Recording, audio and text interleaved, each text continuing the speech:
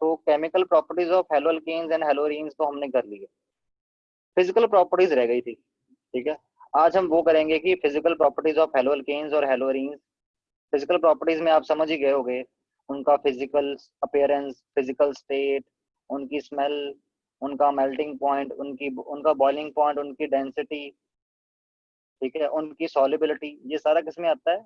This all comes in physical properties. Okay, तो hello alkanes और हेलोरीन्स की फिजिकल प्रॉपर्टीज हमने इकट्ठी ही डिस्कस कर लेनी है दोनों की। ठीक है, तो बस आपने ध्यान से पॉइंट बाय पॉइंट सुनना है आपको इसको। ठीक है, सबसे पहले physical state, colour, order, etcetera. जो अल्काइल हैलाइड्स होते हैं, अल्काइल हैलाइड कौन से थे? जब अल्काइल ग्रुप के ऊपर, अल्काइल ग्रुप कैसा होता है? जैसे CH3 हो गया, CH3CH2 हो गया, like this alkyl chain. Aryl वाले कौन से थे? अराइल किन को बोलते हैं? जब बेंजीन के ऊपर हेलोजन लगाओ। Alkyl halides are colourless when pure. ठीक है, जितने भी आपके पास अल्काइल हैलाइड होते हैं वो कलरलेस होते हैं प्योर स्टेट में। बट जो ब्रोमाइड्स होते हैं, bromides as well as iodides, ठीक है, bromide particularly iodides develop colour when exposed to light. ऐसा क्यों होता है? क्योंकि जैसे मान लो आपके पास अल्काइल आयोडाइड है या मान लो अल्काइल ब्रोमाइड है, इसको जब आप लाइट के लिए एक्सपोज करोगे तो लाइट पे एक्सपोज करने में थोड़ा सा डिकम्पोजिशन हो जाता है कंपाउंड का, जिसकी वजह से आयोडीन बनता है या ब्रोमीन बनता है। आयोडीन भी एक कलर्ड गैस है, ये वायलेट कलर की होती है। ओके, और ब्रोमीन जो है ये ब्राउन कलर की गैस होती है। तो इसलिए अगर आप ब्रोमाइड्स को या आयोडाइड्स को धूप, वैसे तो आपके पास अल्काइल हैलाइड कलरलेस होंगे, बट अगर आपने ब्रोमाइड या आयोडाइड्स को धूप में रख दिया तो उसकी वजह से क्या होगा? उनमें कलर डेवलप हो जाएगा। कलर कौन सा डेवलप होगा? अगर ब्रोमाइड हुए तो ऑरेंज, येलोइश ऑरेंज। ठीक है, और अगर आयोडाइड्स होगा तो कौन सा कलर? वायलेट। जैसे इन्होंने आगे बोला हुआ है, methyl chloride, methyl bromide, ethyl chloride and some fluoromethane are gases at room temperature. मतलब आप ऐसे कह सकते हो, जिनमें हाइड्रोकार्बन की चेन छोटी होती है, ऐसे वाले जो अल्काइल हैलाइड्स हैं, जैसे मिथाइल हो गया या इथाइल हो गया, ठीक है, ऐसे वाले जो हाइड्रोकार्बन हैं, क्लोरो और क्लोरो और ब्रोमो वाले, ठीक है, वो क्या होते हैं? दे आर गैसेज होते हैं। ठीक है, बट जो हायर वाले होते हैं, जिनमें हाइड्रोकार्बन चेन जो ये वाली होती है, ये बड़ी होती है, नंबर ऑफ कार्बन एटम ज्यादा होते हैं, क्लोरो ब्रोमो आयोडो कंपाउंड होते हैं हायर वाले, दे आर ईदर लिक्विड्स और सॉलिड्स। वैक्सी लिक्विड्स होते हैं या सॉलिड्स होते हैं। Okay, many volatile hydrogen compounds have sweet smell. ठीक है, जो इनमें आपके पास अल्काइल हैलाइड्स होंगे, जो वॉलेटाइल होंगे, they will have sweet smell, और उनका टेस्ट स्वीट होगा। ओके, उसके बाद आपके पास सेकंड प्रॉपर्टी आती है melting point and boiling point. ये इंपॉर्टेंट प्रॉपर्टी है क्योंकि इससे क्वेश्चन बन जाते हैं। ठीक है, ये फिजिकल स्टेट वगैरह तो कभी पूछता भी नहीं है कोई। ठीक है, आपको वैसे पता होना चाहिए, बट मेन है आपके पास melting point and boiling point. सबसे पहले हम बात करेंगे halo alkanes. Due to greater polarity as well as higher molecular mass as compared to the parent hydrocarbon, their intermolecular force of attraction, dipole dipole और van der Waals, are stronger in halogen derivatives। जैसे अगर हम बात करें methane की,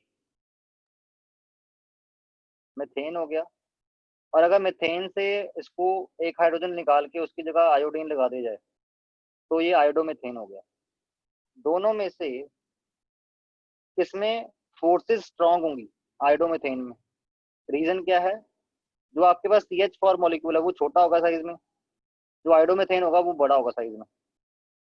और size बड़ा होने पे एक आयोडोमीथेन और दूसरा आयोडोमीथेन आपस में क्या होंगे? They will attract strongly. क्यों? क्योंकि साइज पे डिपेंड करती है कौन सी force? Van der Waals force. Van der Waals force जो है वो साइज बढ़ाने से बढ़ती है। तो greater will be the size, greater will be the van der Waals force, और जितना ज्यादा मॉलिक्यूल के बीच में आपस में ये फोर्स ऑफ अट्रैक्शन होगा उतने ही स्ट्रांगली वो जुड़े होंगे। जितनी स्ट्रांगली जुड़े होंगे उतना ही मेल्टिंग पॉइंट और बॉइलिंग पॉइंट हाई होगा। ठीक है, तो आपके पास जो हेलो एल्केन्स होते हैं उनका जो बॉइलिंग पॉइंट और मेल्टिंग पॉइंट होता है वो अपने पेरेंट एल्केन से ज्यादा ही होता है, because of their greater charge, greater size. Okay. और दूसरा रीजन इसका एक और है, that is polar nature. Polar nature कैसे? जैसे कार्बन और आयोडीन का बॉन्ड पोलर होगा ना, आयोडीन के ऊपर पार्शियल नेगेटिव आएगा, कार्बन के ऊपर पार्शियल पॉजिटिव आएगा।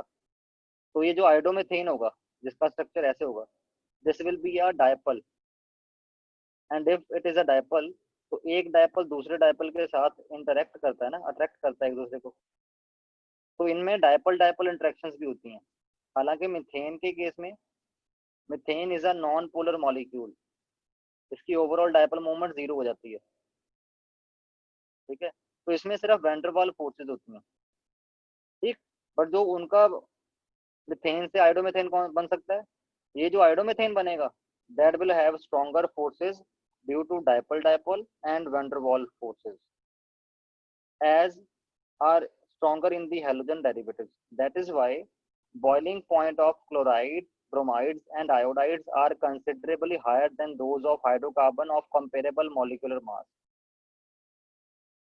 These intermolecular forces of attraction become stronger as the number of electron increases in the with the increase in the size of molecule. जैसे जैसे आप size of molecule बढ़ाते जाओगे वैसे वैसे भी आपके पास इंटरमोलिकुलर फोर्सेस बढ़ती जाएंगी, और वैसे वैसे वॉन्डरवॉल फोर्स बढ़ती जाएगी, और वैसे वैसे आपका मेल्टिंग पॉइंट और बॉइलिंग पॉइंट भी बढ़ता जाएगा। For example, for example hello, for example जैसे अगर हम बात करें, ये रहा आइडोमेथेन, ये रहा आइडोइथेन, ये रहा आइडोप्रोपेन। जैसे जैसे आप नंबर ऑफ कार्बन एटम बढ़ाओगे तो इनका साइज बड़ा होता जाएगा, जैसे जैसे साइज बड़ा होता जाएगा वैंडरवाल फोर्स बढ़ती जाएगी, तो आपका बॉइलिंग पॉइंट और मेल्टिंग पॉइंट भी बढ़ता जाएगा, melting point and boiling point increases. Okay. जैसे यहाँ पे एग्जांपल आगे दिया हुआ है, for the same alkyl group the boiling point of halo alkanes decreases in order. अगर अल्काइल ग्रुप सेम है, मतलब अगर आप मिथाइल ग्रुप की ही बात कर रहे हो, तो अब हम कंपैरिजन किसका करेंगे, मिथाइल आयोडाइड का, मिथाइल ब्रोमाइड का, मिथाइल क्लोराइड का, इनका। ठीक। तो जो मिथाइल आयोडाइड होगा उसका बॉइलिंग पॉइंट सबसे हाईएस्ट होगा, and this will decrease on order this. For same alkyl group, the boiling point of haloalkanes decreases in order. Why? Increase in size, क्योंकि आयोडीन सबसे बड़ा होता है साइज में, क्लोरीन सबसे छोटा होता है साइज में। Increase in size and mass of halogen, जैसे साइज और मास बढ़ेगा हेलोजन का, वेंडरवॉल फोर्स बढ़ेगी। वेंडरवॉल फोर्स जो है वो साइज पे डिपेंड करती है और मास पे डिपेंड करती है। जितना बड़ा साइज होगा मॉलिक्यूल का उतनी ही ज्यादा Van der Waals force. increase in size and mass of halogen, the magnitude of the van der Waals force of attraction increases. Thus, इसलिए आप देखो, मिथेन, फ्लोरोमिथेन, क्लोरोमिथेन, ब्रोमोमिथेन, आयोडोमिथेन, इन सभी में आयोडोमिथेन का जो बॉइलिंग पॉइंट है वो सबसे हाईएस्ट है, क्योंकि ये साइज में सबसे बड़ा है अगले, अगर हम इनसे कंपैरिजन करें इसका। ठीक है। अब सेकंड आपके पास पॉइंट बनता है, for the same halogen atom, अगर आपने हेलोजन एटम सेम रखा है और चेन में number of carbon atoms change कर रहे हो, जैसे क्लोरीन रखा और यहाँ पे मिथाइल लगाया, उसके बाद क्लोरीन रख के उसके साथ इथाइल लगा दिया, तब क्या फर्क पड़ेगा वो भी देखें। For the same halogen atom the boiling points increases with increase in the size of alkyl group. Alkyl group का साइज बढ़ाओगे तो भी वैंडरवाल फोर्सेस बढ़ेंगी, वैंडरवाल फोर्सेस बढ़ेंगी तो ऑब्वियस है मेल्टिंग पॉइंट और बॉइलिंग पॉइंट बढ़ना ही बढ़ना है। जैसे हेलोल्केन में अगर बात करें, methyl chloride, ethyl chloride, propyl chloride, butyl chloride, सबसे ज्यादा देखो किसका है बॉइलिंग पॉइंट, ब्यूटाइल क्लोराइड का, क्योंकि जितनी बड़ी अल्काइल चेन उतनी ज्यादा वंडरवॉल फोर्स ऑफ अट्रैक्शन, जितनी ज्यादा वंडरवॉल फोर्स ऑफ अट्रैक्शन उतना ज्यादा हाई बॉइलिंग पॉइंट। ठीक है। क्यों? अगर आपको बॉइलिंग पॉइंट की डेफिनेशन भूल गया तो एक बार याद करवा देता हूँ, कि अगर आपके पास ये लिक्विड है, इसमें जो मॉलिक्यूल हैं वो इवेपोरेट हर टेम्परेचर पे होते हैं, वो टेम्परेचर जिस टेम्परेचर पे ये वाला लिक्विड इतने सारे वेपर बना दे, इवेपोरेट करवा करवा के, कि ये जो वेपर है इनका जो प्रेशर है, that pressure is equal to the atmospheric pressure. जिस टेम्परेचर पे ऐसा हो जाता है उस टेम्परेचर को इस उस लिक्विड का बॉइलिंग पॉइंट बोला जाता है। जिस टेम्परेचर पे लिक्विड का वेपर प्रेशर एटमॉस्फेरिक प्रेशर के इक्वल हो, और लिक्विड के अंदर मॉलिक्यूल जितना ज्यादा स्ट्रांगली बाइंड हुआ होगा बाकी मॉलिक्यूल्स के साथ, उतना ही बॉइलिंग पॉइंट ज्यादा होगा, क्योंकि मॉलिक्यूल को इवेपोरेट करना मुश्किल हो रहा है। और मॉलिक्यूल को इवेपोरेट करना मुश्किल होने का मतलब क्या होता है कि आपका बॉइलिंग पॉइंट इंक्रीज करेगा। तभी बोल रहे हैं जैसे जैसे इंटरमॉलिक्यूलर फोर्स ऑफ अट्रैक्शन बढ़ रही है वैसे वैसे बॉइलिंग पॉइंट भी बढ़ रहा है। और इंटरमॉलिक्यूलर फोर्स ऑफ अट्रैक्शन कैसे बढ़ रही है इसमें, इनमें वॉन्डरबॉल फोर्स ऑफ अट्रैक्शन की वजह से। अब जैसे फोर्थ पॉइंट में हम डिस्कस कर लेते हैं, अब हमने यहाँ से ट्रेंड डिस्कस करना शुरू कर दिया हुआ है। फोर्थ में हमने कहा कि अगर आइसोमेरिक अल्काइल हैलाइड हो, आइसोमेरिक अल्काइल हैलाइड का मतलब क्या है, जैसे अगर मैं बात करूं CH3 CH2 CH2 CH2 Cl, इसका अगर फॉर्मूला बनेगा दैट विल बी C4H9Cl। ठीक है। अगर मैं बात करूं CH3 CHCl CH2 CH3, इसका फॉर्मूला भी यही बनेगा, बट हैं दोनों डिफरेंट हैं। This is 1 chlorobutane, this is 2 chlorobutane. ठीक है। Similarly other isomeric form can exist, जैसे ऐसे भी हो सकता है,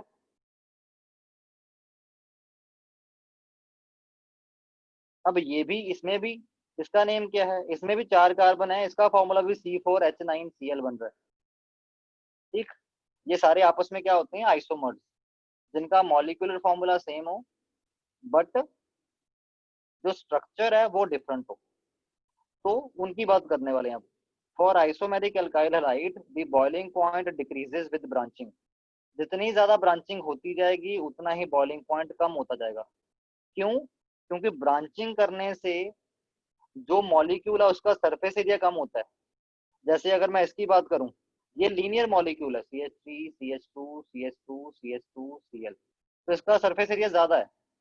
जैसे जैसे ब्रांचिंग होनी शुरू हो जाएगी, ब्रांचिंग होने का मतलब क्या होता है, कार्बन को मेन चेन में ना रख के, जैसे इनमें से एक कार्बन निकाल के उसकी एक साइड चेन बना देना, जैसे यहाँ पे हमने साइड चेन बना दिया है। तो इससे क्या हुआ, इससे ब्रांचिंग हुई, और ब्रांचिंग से क्या होता है, जितनी ज्यादा ब्रांचिंग करोगे ये मॉलिक्यूल स्फेरिकल शेप में आता जाएगा। और स्फेरिकल शेप में आने का मतलब क्या होता है, sphere has minimum surface area. ठीक है। तो सरफेस एरिया कम होगा तो वैंडरवाल फोर्स ऑफ अट्रैक्शन कम होगी, वैंडरवाल फोर्स ऑफ अट्रैक्शन कम होगी मॉलिक्यूल्स के बीच में, तो उनका बॉयल करना इजी है, तो बॉइलिंग पॉइंट कम हो जाएगा। For isomeric alkyl halide the boiling point decreases with branching. This is due to the reason that with branching, the surface area of alkyl halide decreases and hence the magnitude of van der Waals force of attraction also. Thus, जैसे ये linear butyl chloride है, इसका boiling point ये है।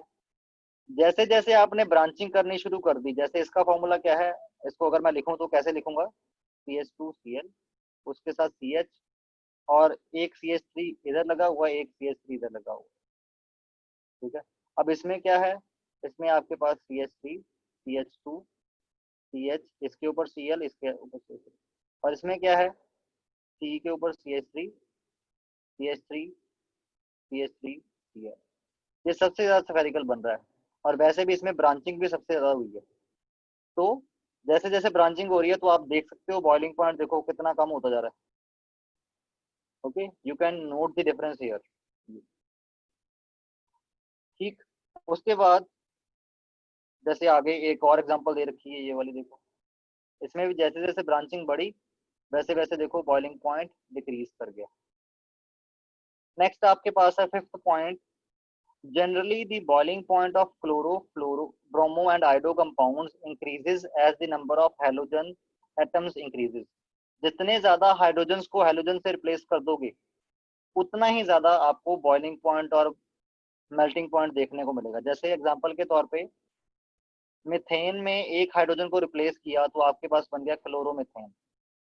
अगर इसका एक और हाइड्रोजन रिप्लेस कर दें हैलोजन से तो आपके पास क्या बनेगा, डाइक्लोरोमीथेन। अगर एक और हाइड्रोजन रिप्लेस कर दें तो आपके पास क्या बनेगा, ट्राइक्लोरोमीथेन। अगर एक और कर दें तो आपके पास बनेगा टेट्राक्लोरोमीथेन। और ऑब्वियस है क्लोरीन का साइज बड़ा होता है हाइड्रोजन से, तो जैसे जैसे हाइड्रोजन रिप्लेस होते जाएंगे क्लोरीन से तो मॉलिक्यूल का साइज भी तो बढ़ता जाएगा। अगर इसका साइज बढ़ता जाएगा तो वेंडरवाल फोर्स बढ़ती जाएगी। वेंडरवाल फोर्स बढ़ती जाएगी तो ऑब्वियस है बॉइलिंग पॉइंट तो बढ़ना ही हुआ। ये देखो, ठीक है, the boiling point of chloro bromo iodo compound increases as the number of halogen atom increases. जैसे जैसे आप हैलोजनेशन और करवाते जाओगे वैसे वैसे साइज बढ़ता जाएगा, वैसे वैसे आपका बॉइलिंग पॉइंट भी बढ़ता जाएगा। तो ये ट्रेंड देखने को मिलता है हैलो अल्केन्स के केस में। और आपको पता लग गया कि अगर आप हैलोजन चेंज करते हो चेन सेम रख के तो क्या इफेक्ट पड़ता है, अगर हैलोजन सेम रख के चेन की लेंथ डिफरेंट करते हो तो क्या इफेक्ट पड़ता है, अगर आप ब्रांचिंग करवाते हो तो क्या इफेक्ट पड़ता है, और अगर आपके पास नंबर ऑफ हैलोजन्स बढ़ाते हो तो क्या फर्क पड़ता है in case of halo alkanes. अब नेक्स्ट बारी है हैलोरीन्स की। हैलोरीन्स क्या थे, आपको बताया था बेंजीन के ऊपर हैलोजन का लगना, this is called as the haloarene. इसमें देखो the boiling point of haloarene are nearly the same as those of haloalkanes with the same number of carbon atoms. इसका क्या मतलब हुआ, जैसे मान लो अगर मैं इसकी बात करूं, इस आयोडोअल्केन का अगर शॉर्ट में फॉर्मूला लिखें तो क्या बनेगा, C6H5I। अगर मैं ऐसा ही हेलोअल्केन ले लूं जिसमें 6 कार्बन हो, जैसे CH3 CH2 CH2 CH2 CH2 CH2I, तो इसके और इसके बॉइलिंग पॉइंट में ज्यादा फर्क नहीं होगा, that will be nearly same. ये बोला हुआ इन्होंने, the boiling point of haloarene are nearly same as those of haloalkanes with the same number of carbon atoms.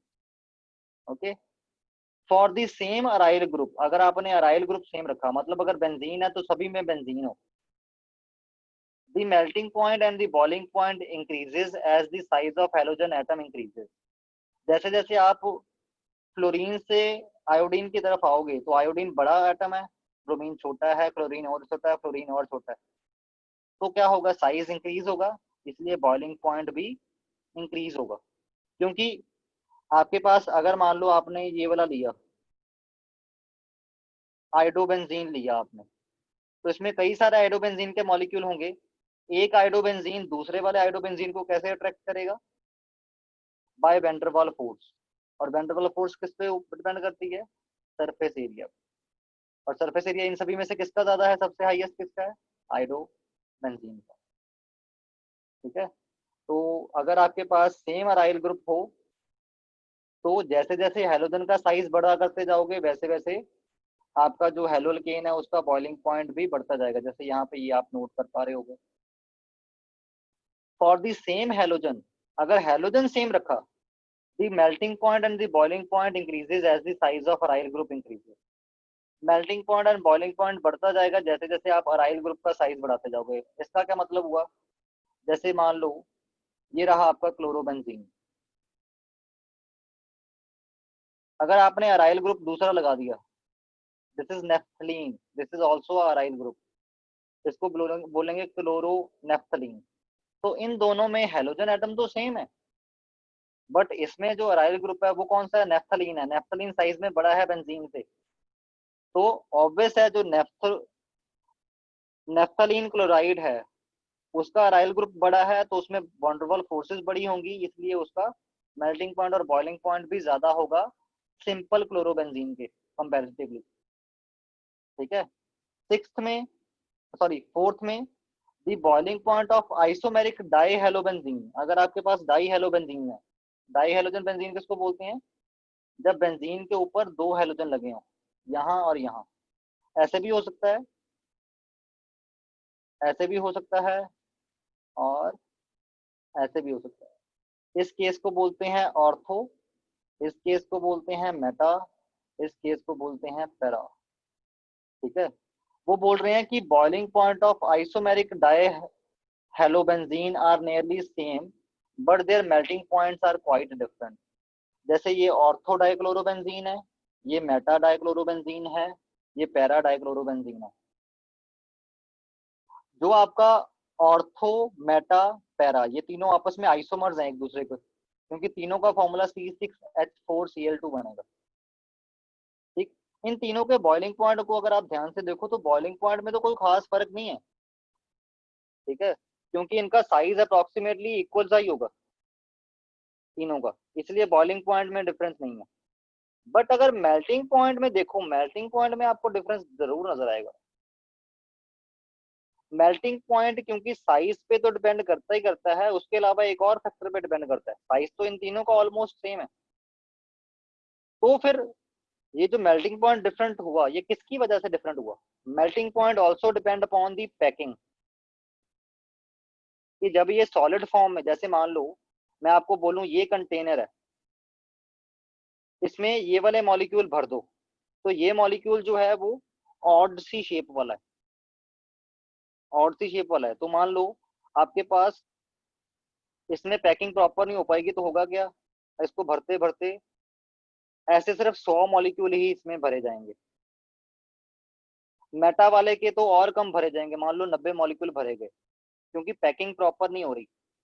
Packing proper तब होती है जब आपके पास जो चीज आपने इस बॉक्स में भरनी है वो सिमेट्रिकल हो, इजीली पैक हो जाए, जिसकी वजह से जो स्पेस है उसकी वेस्टेज कम हो। ठीक है, जैसे मान लो आपने एक बड़ी सी बाल्टी ली, ठीक है, उसमें आपने ये बॉक्सेस उठा, बड़ा सा टब लिया आपने, अगर बॉक्सेस डालने हैं, तो अगर आप दो बॉक्सेस वैसे फेंक दो तो उनकी पैकिंग प्रॉपर ओरिएंटेशन नहीं होती, तो उनकी पैकिंग प्रॉपर नहीं हो पाती, तो कम नंबर ऑफ बॉक्सेस आएंगे। अगर वही आप उनको प्रॉपरली अरेंज करके रखोगे तो ज्यादा बॉक्सेस फिट हो जाएंगे ना उतने एरिया में, उतने वॉल्यूम में। ठीक है, तो सिमिलरली जो मेल्टिंग पॉइंट है वो पैकिंग पे डिपेंड करता है। इन तीनों में से सबसे बढ़िया पैक होने वाला मॉलिक्यूल कौन सा है? ये वाला, क्योंकि ये सिमेट्रिकल सा है, इसको पैक करना इजी है। ठीक है, तो जो सिमेट्रिकल मॉलिक्यूल होता है वो मॉलिक्यूल बढ़िया पैकिंग अरेंजमेंट में जाता है इन सॉलिड। अगर सॉलिड में बढ़िया पैकिंग अरेंजमेंट हो तो उस सॉलिड से लिक्विड कन्वर्ट करना उस चीज को डिफिकल्ट होता है, मतलब एनर्जी ज्यादा लगती है, it means melting point will be high. ठीक है, generally the melting point of para isomer is always higher than the ortho and meta isomer. This is due to the reason that para isomer is more symmetrical and hence its molecular pack closely in the crystal lattice. इसलिए इसके जो molecules हैं वो closely pack होते हैं, इसलिए melting point para का सबसे हाईएस्ट होता है, और मेटा और ऑर्थो का सिमिलर ही होता है। ओके, उसके बाद आती है बात थर्ड प्रॉपर्टी की। ये मेल्टिंग पॉइंट और बॉइलिंग पॉइंट की पढ़ लिया हमने विद एग्जांपल्स, दोनों के लिए, हेलोअल्केन्स के लिए भी और हेलोअरीन्स के लिए भी। अब हम देखते हैं डेंसिटी। डेंसिटी का फॉर्मूला क्या होता है? मास बाय वॉल्यूम। वो फैक्टर जो वॉल्यूम को घटाएं वो डेंसिटी को बढ़ाएंगे, वो फैक्टर जो मास को बढ़ाएं वो भी डेंसिटी को बढ़ाएंगे। तो बस आपने इनको ध्यान में रख के आंसर देना है। Density, alkyl fluoride and chlorides are generally lighter than the water. इनकी जो डेंसिटी होती है वो वाटर से कम होती है, क्योंकि, और जो ब्रोमाइड्स और आयोडाइड्स होते हैं दे आर हैवियर। रीजन क्या है? सेम, इनके क्लोरो और फ्लोरो वाले जो आपके पास मॉलिक्यूल होंगे वो छोटे होंगे साइज में, उनके बीच में वॉन्डरवॉल फोर्सेस कम होंगी compare to the similar bromo and iodo compound जिसमें same number of carbon atom हो। तो उससे होगा क्या, अगर इसके बीच में, इनके मॉलिक्यूल के बीच में आपस में फोर्स ऑफ अट्रैक्शन कम है, तो वो खुले खुले होकर बैठेंगे, खुले खुले होकर बैठेंगे तो क्या होगा? वॉल्यूम ज्यादा होगा, वॉल्यूम ज्यादा होगा तो डेंसिटी कम होगी, क्योंकि density is inversely proportional to volume.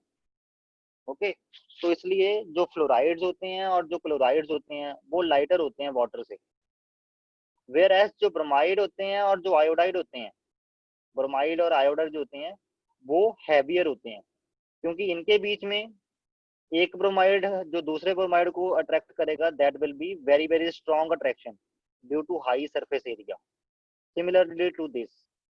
Okay, तो इसलिए ब्रोमो एंड आयोडो जो होंगे they are heavier than water, और जो फ्लोरो और क्लोरो होंगे they will be lighter than water. among the alkyl halides methyl iodide has the highest density। Methyl iodide की highest density देखी गई है। एक तो इसकी पैकिंग बढ़िया होती है, वॉल्यूम सबसे कम होता है और मास भी सबसे ज्यादा है। मास भी बढ़ रहा है, वॉल्यूम कम हो रहा है, तो डेंसिटी तो ऑटोमेटिकली सबसे ज्यादा इसकी होनी है। among the alkyl halides methyl iodide has the highest density। however as the size of alkyl group increases, जैसे जैसे alkyl group का साइज इंक्रीज होता जाएगा, the density of alkyl halide goes on decreasing, density कम होती जाएगी, क्योंकि बड़ा मॉलिक्यूल वॉल्यूम ज्यादा घेरेगा, वॉल्यूम ज्यादा घेरेगा तो डेंसिटी क्या होती है, मास बाय वॉल्यूम। हालांकि मास भी बढ़ रहा है, बट मास कम बढ़ रहा है, वॉल्यूम उसके कंपैरेटिवली ज्यादा बढ़ जा रहा है, तो इसलिए डेंसिटी कम हो रही है। जैसे जैसे आप होमोलोगस सीरीज में मूव करोगे, होमोलोगस सीरीज क्या होती है, जैसे CH3I के बीच में आपने एक CH2 इंसर्ट कर दिया तो ये बन गया, अगर एक और CH2 इंसर्ट कर देंगे तो ये बन जाएगा। तो ये आपस में क्या है, they are forming homologous series of iodoalkane. ये आइडोअल्केन की एक होमोलोगस सीरीज बना रहे हैं। तो आइडोअल्केन की होमोलोगस सीरीज में आप देखो, जैसे जैसे आप हाइड्रोकार्बन चेन का नंबर ऑफ कार्बन एटम बढ़ाते जा रहे हो, वैसे वैसे क्या हो रहा है, आपका जो डेंसिटी है वो कम होती जा रही है। बट डेंसिटी जो है वो इंक्रीज होगी अगर आपने नंबर ऑफ हेलोजन एटम बढ़ाए, क्योंकि हेलोजन एटम बढ़ाने से क्या होगा, आपके पास मास बढ़ेगा। Density equal to mass by volume, volume भी बढ़ेगा बट मास कंपैरेटिवली ज्यादा बढ़ेगा एज कंपैरिजन टू वॉल्यूम, तो उस टाइम डेंसिटी बढ़ती है। जितने ज्यादा हाइड्रोजन की बजाय आप हेलोजन लगाओगे उतना ही ज्यादा डेंसिटी हाई होगी। ओके, ये आपने देख लिया। तो ये फैक्ट थोड़े से आपको दिमाग में रख के याद ही करने हैं, थोड़ा सा लॉजिक लगा के समझ लिए। अब इनको थोड़ा सा दिमाग में रखना है अपने पास, ठीक। नेक्स्ट आपके पास आता है डायपोल मूवमेंट। डायपोल मूवमेंट क्या होती है, जैसे हमने पहले डिस्कस किया है, H और X का bond, this is a polar bond, partial positive partial negative, और इनके बीच में कुछ डिस्टेंस होगा d। दोनों चार्ज इक्वल मैग्नीट्यूड के हैं, साइन डिफरेंट है, इसका नेगेटिव है इसका पॉजिटिव है, ठीक है। तो charge multiply by the distance is called as the dipole movement. Okay, इसको डायपोल मूवमेंट बोलते हैं। जितना हाई चार्ज की वैल्यू होगी या जितना ज्यादा डिस्टेंस होगा इन दोनों के बीच में, उतनी ही डायपोल मूवमेंट ज्यादा आएगी, ठीक है। जैसे कि हम डायपोल मूवमेंट के बारे में पहले पढ़ चुके हैं कि डायपोल मूवमेंट जो है, अगर हम बात करें, जो CF, CL, CBr, CI, इन सभी बॉन्ड में से सबसे ज्यादा हाई डायपोल मूवमेंट वाला कौन सा होना चाहिए, CF, और सबसे कम क्यों होना, CI।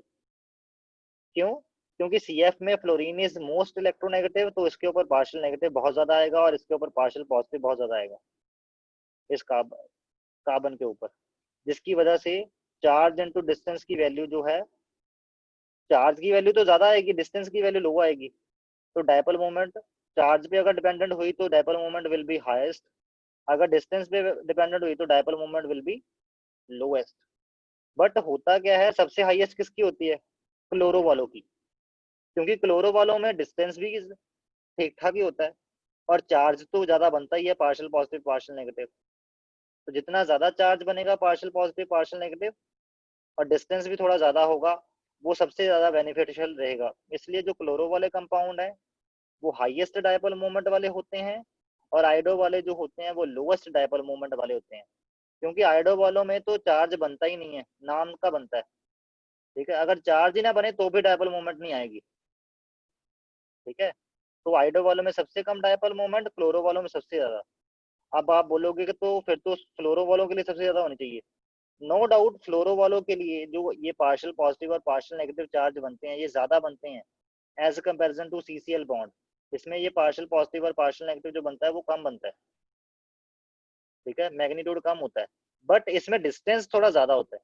फ्लोरीन बहुत छोटा होने की वजह से ये डिस्टेंस डी बहुत कम होता है, ठीक है। तो अगर आपका क्यू इंटू डी बढ़ाना चाहते हो तो डी भी थोड़ा सिग्निफिकेंट होना चाहिए, इसमें जो डी होता है वो बहुत ज्यादा छोटा होता है, इसलिए इसका वो दूसरे नंबर पे आ गया। ये लॉजिकली ये पहले नंबर पे चाहिए था, ये एक्सेप्शन हम पहले भी पढ़ चुके हैं इंट्रोडक्शन के टाइम। नेक्स्ट आपके पास आता है हेलोरीन्स। हेलोरीन्स के केस में हेलोरीन की जो डायपोल मूवमेंट होती है वो डायपोल मोमेंट लो ही होती है हेलोल्केन्स के कंपैरिजन में, क्योंकि हेलोरीन्स में क्या होता है, बेंजीन रिंग होती है। तो बस यही वाला बॉन्ड है जो डायपोल मोमेंट में कंट्रीब्यूट करेगा, बाकी benzene ring overall non polar nature की होती है। ओके, तो उसके बाद बारी आती है आपके पास आइसोमर्स की। अगर आपके पास डाई सब्स्टिट्यूटेड बेंजीन है तो उसमें से आपके पास पैरा हो सकता है, ऑर्थो हो सकता है, मेटा हो सकता है। अगर तो पैरा सब्स्टिट्यूटेड है तो इसकी डायपोल मोमेंट और इसकी डायपोल मोमेंट दोनों आपस में एक दूसरे को कैंसिल आउट कर लेंगे ही, तो पैरा वाले जो होते हैं उनकी डायपोल मोमेंट तो जीरो आती है। अगर तो है ऑर्थो, ऑर्थो वाले में तो इसकी ये वाला डायपोल मोमेंट इधर, ये वाली डायपोल मोमेंट इधर, तो ओवरऑल डायपोल मोमेंट इन दोनों के इन बिटवीन आएगी। इन दोनों का एडिशन हो जाना ना, वेक्टर एडिशन, वो किधर को आएगी, इधर को। तो इसके केस में डायपोल मोमेंट आ रही है 2.54 dB, और मेटा वाले के केस में एक की इधर है एक की इधर है। Overall dipole moment will be in between this direction. कितनी होगी, उसके लिए आपको वेक्टर लॉ लगाने पड़ेंगे। जैसे अगर इसका मैग्नीट्यूड है x, इसका मैग्नीट्यूड है x, और इनके बीच में एंगल कितना है 120 डिग्री, तो वेक्टर लॉ कैसे लगता है, जो रिजल्टेंट आएगा ये वाला, resultant will be equal to x square plus 2x into x, sorry ये गलत लिख रहा है, R equal to resultant equal to, इसकी बात कर रहा हूँ मैं, इसका मैग्नीट्यूड कितना होगा x स्क्वायर 2 इंटू एक्स और उनके बीच में एंगल कितना है, कितना एंगल है इसमें, इसमें एंगल है 120 degree, cos 120, cos 120 will be negative. ठीक है, तो जो r की वैल्यू आएगी उसको ये वाला फैक्टर घटाने का काम करेगा, क्योंकि ये ओवरऑल फैक्टर नेगेटिव आएगा।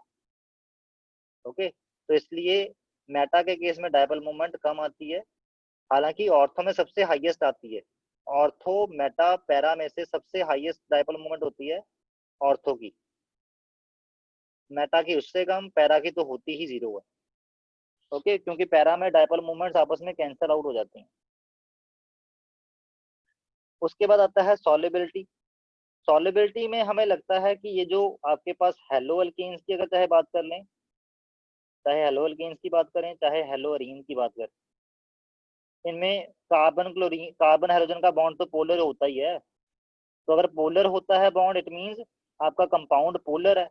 तो अगर पोलर है तो ये वाटर में सॉल्युबल होने चाहिए, क्योंकि पोलर वाले जितने भी आपके पास कंपाउंड हैं वो वाटर सॉल्युबल होते हैं। ठीक है, बट एक्चुअल में हेलोल्केन और हेलोरीन पोलर होने के बावजूद भी वाटर में इनसॉल्युबल होते हैं। क्यों, उसका रीजन इस एक्सप्रेशन में छुपा है। मैंने क्या बताया था कि सॉल्युबिलिटी के लिए रूल क्या है, हाइड्रेशन एंथैल्पी। हाइड्रेशन एंथैल्पी का मतलब होता है जब आप डिसॉल्व करोगे सोल्यूट को, जैसे मान लो ए आपका सोल्यूट है, सॉल्वेंट के मॉलिक्यूल बी हैं, ए और बी के बीच में जो इंटरेक्शन आएगी इसको बोलते हैं, ए का बी के साथ इंटरेक्ट करना, इसको बोलते हैं हाइड्रेशन हो गई। कि जो सोल्यूट है वो सॉल्वेंट के साथ इंटरेक्ट कर गया, इस दौरान एनर्जी रिलीज होती है, जो एनर्जी रिलीज होती है उसको बोलते हैं हाइड्रेशन एंथैल्पी। अगर हाइड्रेशन एंथैल्पी लैटिस एंथैल्पी से ज्यादा हो, लैटिस एंथैल्पी क्या होती है, ए और ए को भी आपस में जोड़ के रखा हुआ है ना किसी ने, जब सल्यूट था उसके जो मॉलिक्यूल थे वो आपस में जुड़े हुए थे ना, उसको बोलते हैं लैटिस एंथैल्पी। ठीक, अगर हाइड्रेशन एंथैल्पी मतलब जब ए सॉल्वेंट के मॉलिक्यूल के साथ इंटरेक्ट करेगा और जो एनर्जी रिलीज होगी उसको बोलते हैं हाइड्रेशन एंथैल्पी। जब ये हाइड्रेशन एंथैल्पी ज्यादा होगी मैग्नीट्यूड में लैटिस एंथैल्पी में से, तब सॉल्युबल होता है, अदरवाइज नहीं। और हेलोल्केन और हेलोरीन्स के केस में क्या होता है, जब हेलोल्केन वाटर के साथ इंटरेक्ट करते हैं तो जो एनर्जी रिलीज होती है वो बहुत कम होती है, और एक हेलोल्केन दूसरे हेलोल्केन को जिस बॉन्ड से, जिस फोर्स से पकड़ के रखा होता है उसने, उतनी एनर्जी से ये वाला बॉन्ड नहीं तोड़ा जा सकता जो एनर्जी रिलीज होती है। तो इसलिए हेलोल्केन और हेलोरीन को जब वाटर में डिजोल्व करते हैं तो वो डिजोल्व नहीं होता, क्योंकि वो ये वाली कंडीशन ओबे नहीं कर रहा होता, उल्टा होता है, उल्टा। Lattice enthalpy is greater than the hydration enthalpy, that's why soluble नहीं होते हेलोल्केन और हेलोरीन इन water, whereas they are soluble in the organic solvents with low polarity. Low polarity वाले सॉल्वेंट्स में वो सॉल्युबल है, बट वाटर में नहीं। ओके, इसको पढ़ लेना ये पैराग्राफ। नेक्स्ट है स्टेबिलिटी। स्टेबिलिटी में तो आपको पता ही है, कार्बन और आयोडीन का बॉन्ड तोड़ना सबसे इजी है, कार्बन और फ्लोरीन का बॉन्ड तोड़ना सबसे मुश्किल है। तो अगर आप देखो तो fluoro alkanes will be most stable and iodo alkane will be the least stable. अगर उनका जो हाइड्रोकार्बन चेन है उसकी लेंथ एक जैसी रखें, जैसे अगर इनमें से अगर मैं बात करूं सबसे स्टेबल कौन है इन सभी में, यहाँ पे मिथाइल है, हेलोजन डिफरेंट डिफरेंट किया हुआ है। सबसे stable will be methyl chloride. Okay, क्योंकि carbon fluorine bond is the strongest, carbon iodine bond is the weakest. तभी तो आयोडो एल्केन ज्यादा रिएक्टिव होते हैं, क्योंकि कार्बन आयोडीन बॉन्ड को तोड़ना इजी है। क्लियर? जैसे यहाँ पे दिखाया भी हुआ है कि आयोडो एल्केन तो इतने ज्यादा, आयोडो एल्केन में जो कार्बन आयोडीन बॉन्ड होता है वो इतना ज्यादा वीक होता है कि लाइट डालो तो भी टूट जाता है बड़े आराम से। Okay, so that's why iodine alkanes are the least stable, or you can say alkyl iodides are the least stable as comparison to alkyl chlorides. Okay, so this is all the physical properties of the haloalkanes and haloarenes.